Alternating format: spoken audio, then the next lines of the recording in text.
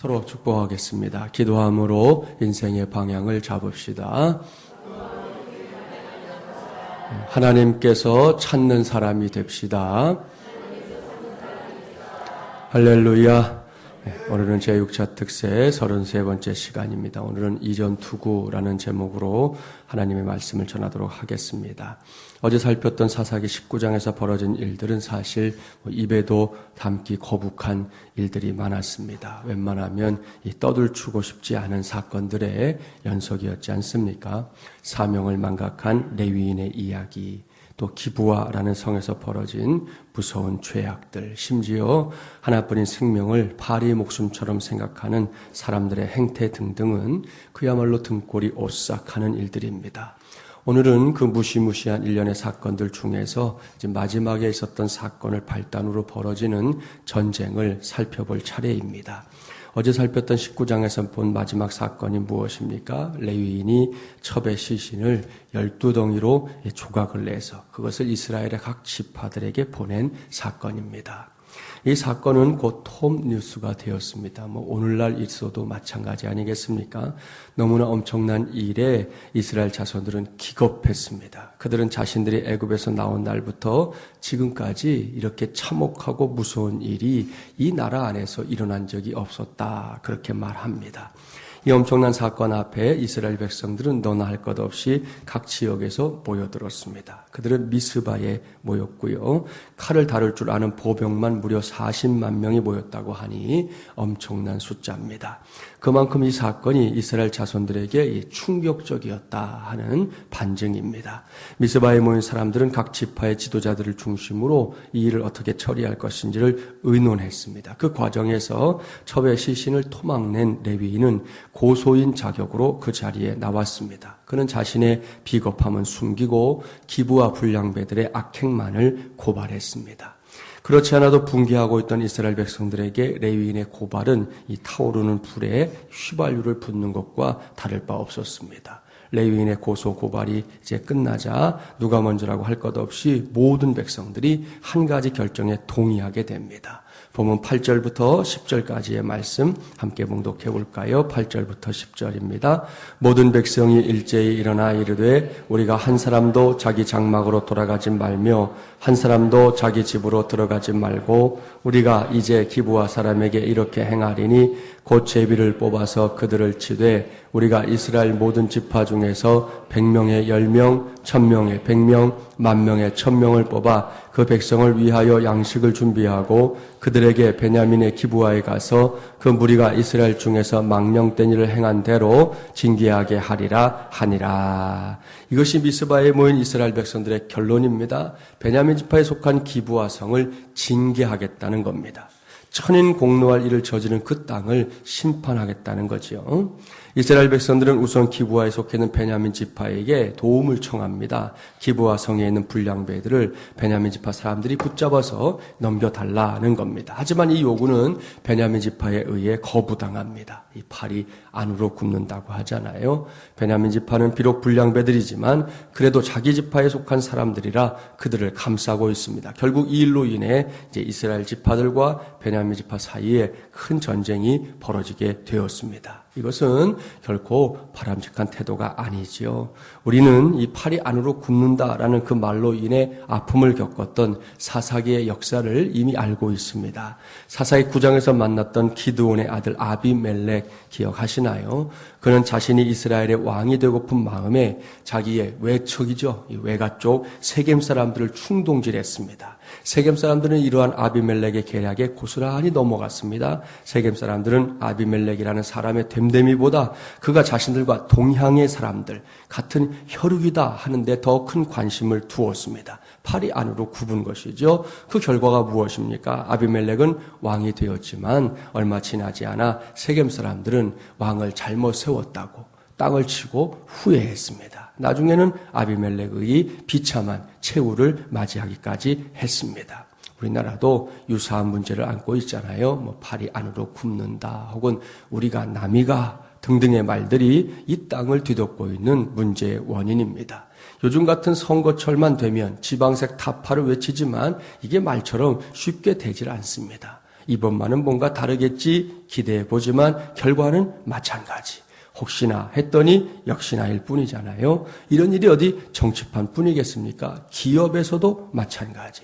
심지어 이 교계에서도 줄 서는 일이 관건입니다. 어느 줄에 서느냐가 앞으로의 진로를 결정짓는 기준이 될 때가 있습니다. 사실 저 같은 사람은 줄 설 곳이 없는 목사거든요. 제가 처음으로 저희 집안에서 예수님을 믿었기 때문에 뭐 집안에 목사님이 한 분 있나요? 뭐 장로님이 한 분 있나요? 아무도 없어요. 그러니 교계에 나가보면 마땅히 이 사람들로부터 도움을 받을 곳이 한 곳도 없습니다. 뭐 지금까지 그랬는데요. 오직 하나님 백밖에는 없는 것이죠. 여기서 우리끼리니까 엄청난 비밀을 하나 가르쳐 드리죠. 여러분, 이 백이 진짜 백입니다. 우리끼리는 알아야 돼. 크게 얘기도 하지 말고 우리끼리. 세상 최고의 백은 하나님 백인 줄 믿습니다. 그리고 이젠 우리 마중물이랑 가족들이 또 백이 되어주시잖아요. 목사에게도 그렇고 성도와 성도 간에도 우리가 서로서로 백이 되어주니 그것만 되지 않겠습니까? 아무튼 이런 풍토는 사람들로 하여금 자신의 실력을 갈고 닦는 것보다 자꾸 편법에 익숙하게 만듭니다. 어떻게든 힘을 가진 사람에게 잘 보여서 무엇인가를 이루겠다는 이 찜찜한 꿈속을 달리게 하는 것이죠. 하지만 이젠 달라져야 합니다. 뭐 다른 사람 놔두고 우리부터 교회 안에서부터 달라져야 합니다. 사람을 세우고 사람을 키우는 일이 팔이 안으로 굽는다는 막연한 이유에서 이루어지면 안 됩니다. 그 사람의 됨됨이와 신앙 인격의 정도, 하나님을 향한 믿음의 열정 등등이 교회 내에서는 사람을 세우고 키우는 기준이 되어야 할 것입니다. 더 이상 은근슬쩍 대충대충 서로서로 아는 관계 때문에 그런 이유 때문에 사람을 세우는 그런 일에 빠져서는 더 이상 교회들이 제대로 서갈 수 있는 길이 없다는 거 우리 꼭 기억하고 넘어가야 할 것입니다. 베냐민 지파 사람들도 이것을 알았어야 했습니다. 한 지파라는 게 그렇게 중요합니까? 한솥밥을 먹었다는 이유만으로 모든 잘못을 눈 감아주는 거 그게 잘하는 것이냐는 거죠. 아닙니다. 베냐민 지파 사람들은 시시비비를 정확히 가리기 위해서라도 이스라엘 지파의 요구를 수락했어야 했습니다. 여러분 만약에 그랬다면 이 시신을 12덩이로 나눈 것이 그 사람들의 잘못이 아니다라는 것을 알았을 거 아니에요. 좀 더 정확하게 사건의 진상을 알았어야 됐는데 그걸 거절함으로써 더 중요하게 밝힐 것들을 놓치고 말았다는 것이죠. 결국 그것 때문에 나중에 이제 전쟁에서 우리가 보지만 3번 싸우거든요. 2번을 지고요. 마지막에 이제 싸움에서 전쟁을 승리하게 되는데 그런 과정이 다 이런 문제에서 비롯되고 있다는 것입니다. 아무튼 사사기 20장 17절 이하는 이스라엘 지파들과 이제 베냐민 지파 원래는 그 기브아 성에 있는 불량배들만 뽑아오면 될 것인데 지파와의 큰 전쟁으로 번지게 됩니다. 모두 3차례 전쟁이 있었다고 말씀드렸어요. 무려 40만 대 26,700명의 전투입니다. 처음 두 전투는 베냐민이 승리합니다. 비록 열세에 놓여 있었지만 아무튼 자신들의 군사력만 믿고 무모하게 덤벼들었던 이스라엘의 연합군이 2번이나 패배합니다. 그런 다음에 3번째 전투가 벌어지는데요. 29절 이하의 기록대로 이번에는 이스라엘 연합군이 베냐민 지파를 물리쳤습니다. 림몬 바위로 피신한 600명을 제외하고 모든 사람들이 이 전투에서 죽었습니다. 참으로 안타까운 일입니다. 동족 상잔의 비극이 벌어졌으니 말입니다. 저는 이 전투를 보면서 이전투구라는 단어를 떠올리게 되었습니다. 이전투구가 뭔지 아시잖아요. 문자적으로 보면 진창, 진흙탕에서 개들이 싸운다라는 그런 말이잖아요. 이런 뜻의 기초에서 이전투구라는 것은 명분이 서지 않는 일로 몰골 사납게 싸우는 것을 이르는 말입니다. 진흙탕에서 싸우는 2마리의 개를 보신 적 있으신가요? 얼마간의 시간이 흐르면 분명히 둘 중에 한 녀석이 이깁니다. 반드시 결정이 납니다. 하지만 그 이긴 녀석에게는 상처가 없냐는 것이죠. 아픔이 없냐는 것이죠. 그 녀석은 한 군데도 물린 곳이 없이 말짱하게 그렇게 승리하나요? 아닙니다. 설사 이겼다 해도 진 놈이 상처 입은 건 말할 것도 없지만 이긴 놈도 상처를 입기 마련입니다. 언뜻 보면 승리라는 영광을 얻은 것 같지만 사실은 그 승리가 상처뿐인 영광이라는 것이죠. 이것이 이전투구라는 단어의 의미입니다. 사랑하는 세배용사 여러분, 오늘 우리가 지금 성경을 보고 있지만 도대체 누구를 위한 전쟁입니까? 하나님을 위해 싸운 건가요? 하나님의 능력을 증명하기 위한 전투였습니까? 아닙니다. 결코 아닙니다. 같은 동족끼리 서로 이해하면, 조금만 이해했더라면 그다지 어렵지 않게 해결할 수 있는 문제였는데 그 조금이 안 돼서 엄청난 문제가 되고 말았다는 것이죠. 이런 상황에서 과연 누구를 승자라고 할 수 있겠습니까? 결과적으로 보면 이스라엘 연합군이 승리했지만 그러나 그 승리가 온전한 승리냐? 아니다. 결국 이전 투구의 상황만이 벌어지고 말았다 하는 것이 오늘 성경이 우리에게 보여주는 교훈입니다. 우리는 여기서 큰 교훈을 받아야 합니다. 왜냐하면 우리 역시 믿음 안에서 이전 투구와 같은 상황들을 만나거나 경험할 때가 왕왕 있기 때문입니다. 먼저 성경에서 그 사례를 찾아볼게요. 신약에는 여러 교회들이 등장하는데 그 교회들 가운데 가장 문제가 많았던 교회 꼽으라 그러면 고린도 교회입니다. 자, 고린도 교회는 매우 다양한 문제를 갖고 있었는데요. 가장 대표적인 문제가 고린도전서 1장에 기록되어 있습니다. 한번 가볼까요? 262쪽, 신약 262쪽, 고린도전서 1장 11절부터 13절 말씀을 보겠습니다.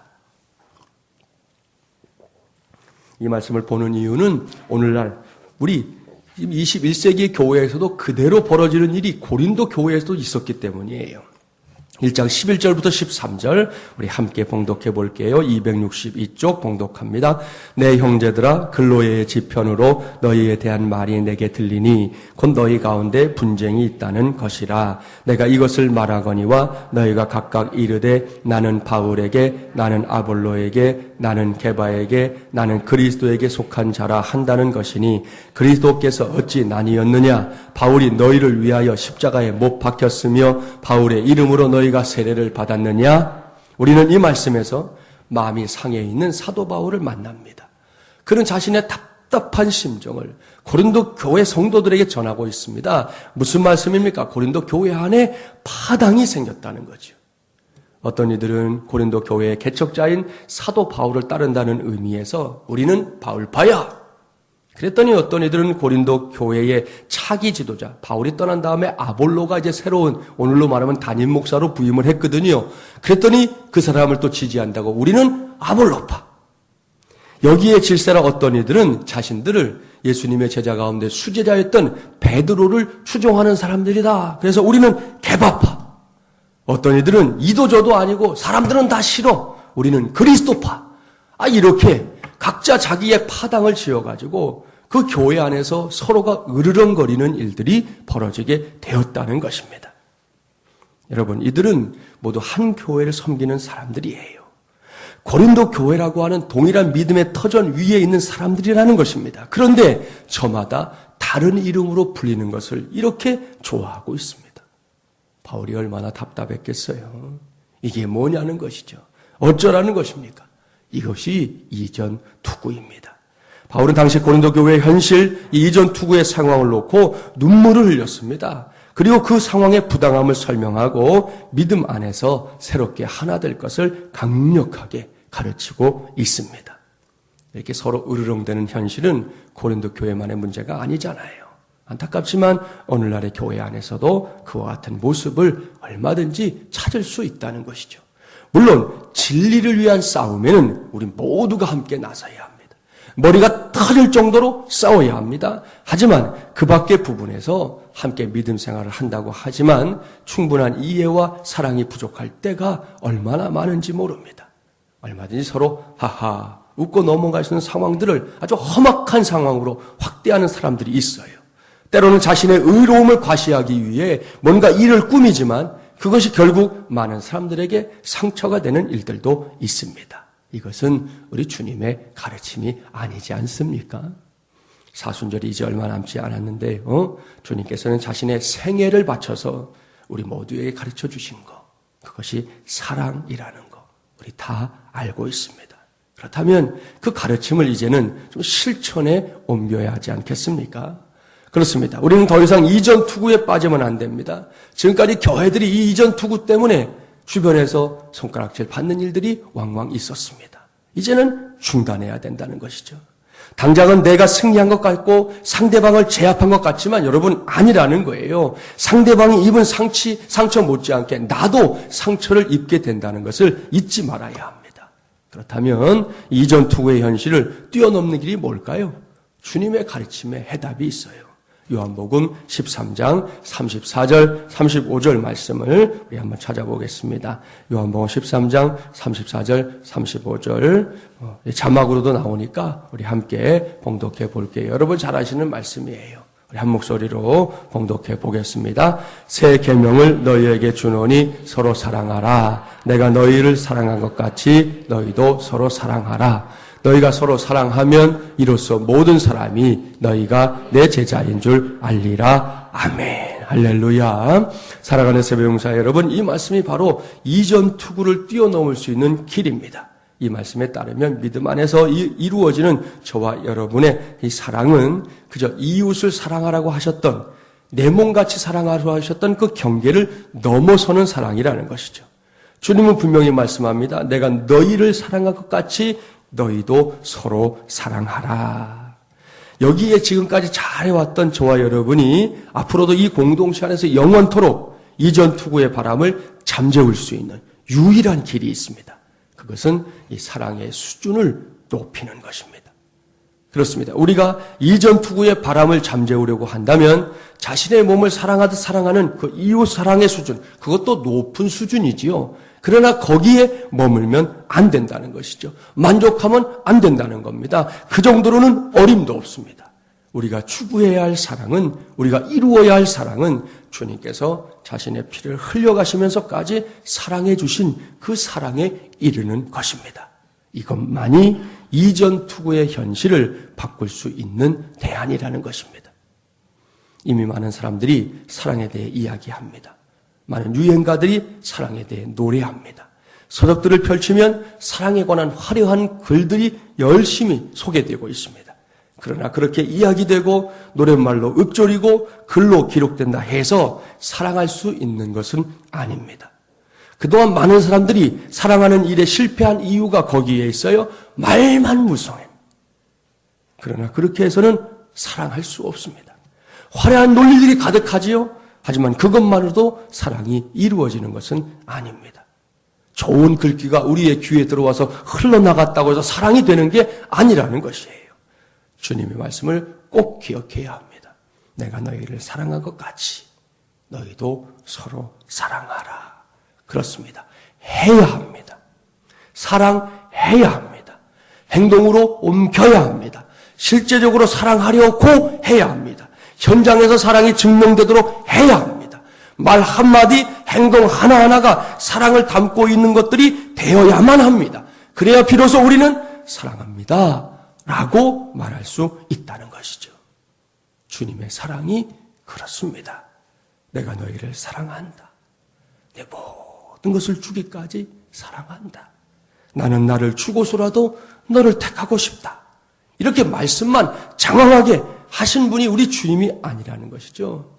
주님은 직접 그 사랑을 몸으로 보여주셨습니다. 그리고 그 보여주신 사랑을 이제는 우리가 이 믿음의 공동체 안에서 재현해 나가기를 간절히 원하고 있다는 것이죠.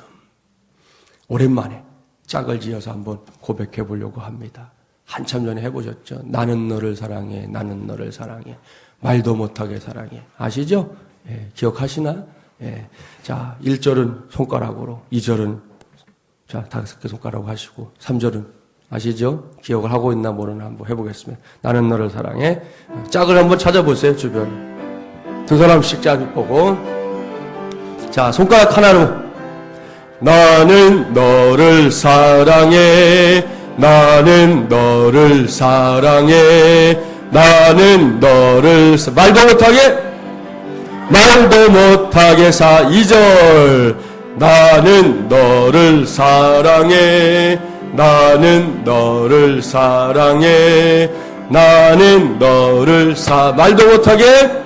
말도 못하게 자, 세 번째. 나는 너를 사랑해. 나는 너를 사랑해. 나는 너를 말도 말도 못하게 사랑해. 할렐루야. 여러분, 우리 고백을 기억하십시다. 이 고백을 항상 마음에 새기십시다. 사순절이 이제 정말 얼마 남지 않았습니다. 여러분, 지난 사순절 기간 동안 얼마나 사랑하며 사셨습니까? 누구를 사랑하며 사셨습니까? 말로만 말고 여러분의 행동으로 어떻게 그 사랑을 보이며 살았습니까? 어제까지 실패했어도 괜찮습니다. 이제 남은 한 주간, 특별히 다음 주는 또 우리 고난 주간이지 않습니까? 이 고난 주간에 우리 주님이 말씀하신 대로 내가 너희를 사랑한 것 같이 너희도 서로 사랑하라 하신 그 사랑을 한번 실천해 보는 한 가지라도 내가 그래도 주님 앞에서 주님 제가 요거는 오늘 해냈지요? 라고 그렇게 자신 있게 고백할 수 있는 한 가지라도 우리가 이 사순절이 끝나기 전에 반드시 행동에 옮겨서 주님이 가르치신 그 가르침을 내가 그리고 우리가 실천하고 있음을 하나님 앞에 보일 수 있는 우리 모두가 되기를 바랍니다. 그래서 이전투구로 넘쳐나는 이 세상 속에 지금 그렇잖아요. 요즘 뉴스에 정치판 나오는 거 보세요. 난리가 났어요. 이제는 정당 대 정당끼리만이 아니라 이제 경선을 해야 되니까 또 저들끼리 한 집안 식구들끼리도 물어뜯고 난리가 난 것이죠. 토론회 하는 거 이렇게 보면 되게 재밌잖아요. 상대방을 탁 띄워주는 척하죠. 이 후보님이 말씀하신 이 정책은 참 훌륭하지만 벌써 몇 년 전에 나온 정책입니다. 아십니까? 맨 그런 얘기들이에요. 이 사람이 가지고 있는 정책이 참 훌륭하고, 그런 점은 좀 본받을 만하고, 그건 저도 참고하겠다고 말하는 사람 한 사람도 없어요. 자기가 얘기하고 나면 그 다음 사람은 이 사람의 한 얘기를 흠잡는 게 일이에요. 집안 식구들끼리 그러니까 남의 식구하고 하는 건 문제도 아니고, 그게 지금 우리가 사는 세상이에요. 이런 이전투구로 넘쳐나는 세상 속을 그야말로 살맛 나는 세상으로 바꿔가는 일이 저와 여러분의 몫이고 그 몫은 다른 데가 아니라 이 안에서부터 시작되어야 한다는 거 우리 기억하고 그렇게 해낼 수 있는 우리 모두가 되기를 주님의 이름으로 간절히 축원합니다.